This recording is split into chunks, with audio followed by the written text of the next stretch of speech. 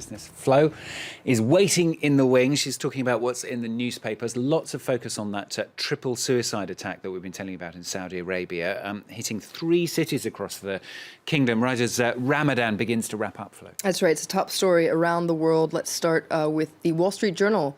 You can see on their front page today, they're talking about this multiple bombings that are rocking Saudi Arabia. The photo there taken near the Prophet's mosque in the holy city of Medina.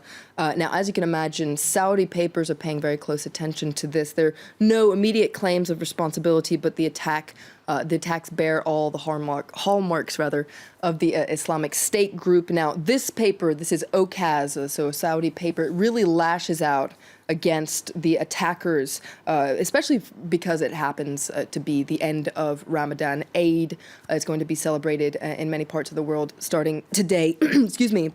And so this paper really lashes out against these Muslim groups attacking Muslims during this very holy celebration.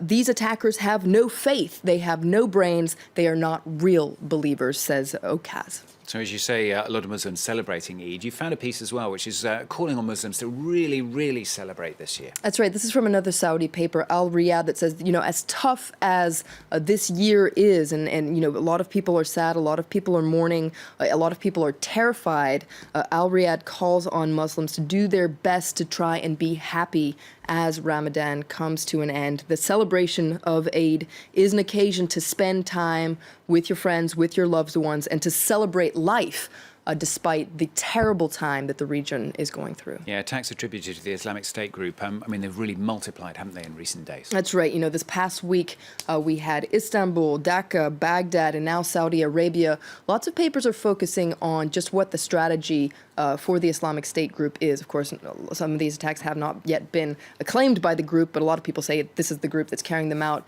This is a very interesting piece in the Washington Post that says that, the group's ambition and allure is growing, even though at home in the Caliphate in Syria and in Iraq, its territory is shrinking. Now, analysts, particularly from the U.S., say that, the step up in action outside of the Caliphate reflects the fact that they're being, facing pressure at home, and they're saying that this is an act of desperation coming from the group. But the Washington Post says that, the fact that they're stepping up groups, these kind of lone wolf pack attacks, is really a challenge for intelligence groups across the world, and it's only getting worse, it seems.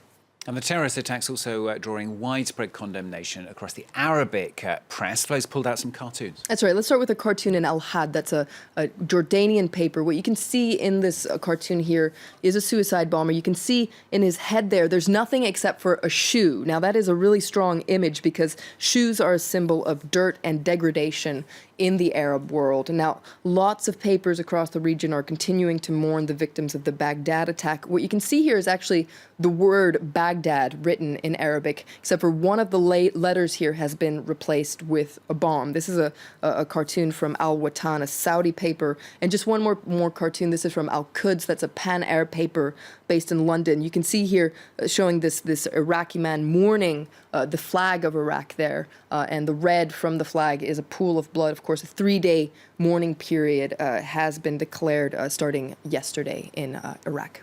Let's move on to a different story now. Another story continuing to dominate the papers across the world, the fallout of the Brexit crisis. And yesterday, Nigel Farage resigned as leader of UKIP. That's right. And if you want to know just why, you can check out his favorite paper, the Daily Express, which is a big cheerleader for UKIP. He's given them an exclusive interview, Why I Had to Quit.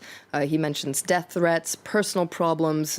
He also said that he wanted his life back. He'd never planned on being a career politician. Now, his shock announcement, of course, comes hot on the heels of Boris Johnson, who shocked everyone by saying he wasn't going to run for the leadership of the Tory party. Let's take a look at the front page of Metro today. They're all about the puns, aren't they? It's the Brexitists now.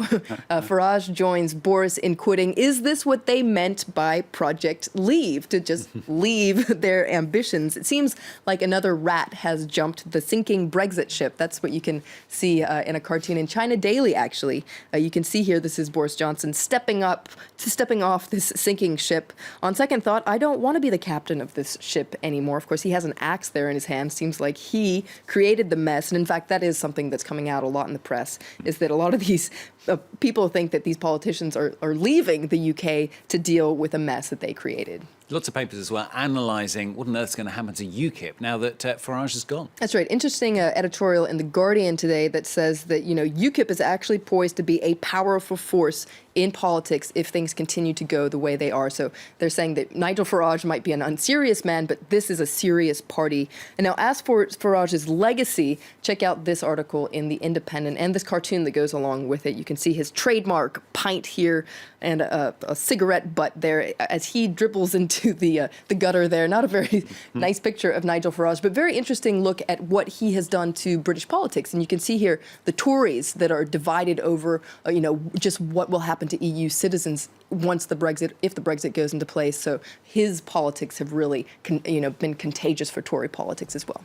Yeah, whatever you think of it, it has been fascinating, the fallout so far from Brexit. That's going to carry on as well, isn't it? For sure. Flo and Stephen on France 24 in the next half an hour. It is a mad rush, but it'll be okay in the end. That's the optimistic view, anyway, of one worker on Rio's metro as the city pulls out all the stops to try to ensure it is ready for the Olympics, which begin now in 30 days' time. Special report coming up.